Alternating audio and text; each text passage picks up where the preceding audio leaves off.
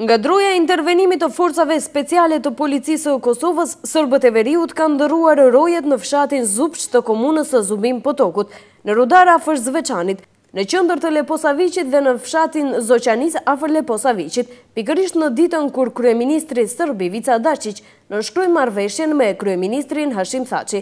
Kamionët dhe drut në rrugë, si dhe dhjetra punëtor të mbrojtjes civile që bëjnë roje ditë e natë, duke përcjell lëvizjet e Kforit dhe Uleksit, janë treguar se serbët e asajane nuk do të lejojnë zbatimin e asaj që kanë arritur dy kryeministrat më 19 prill.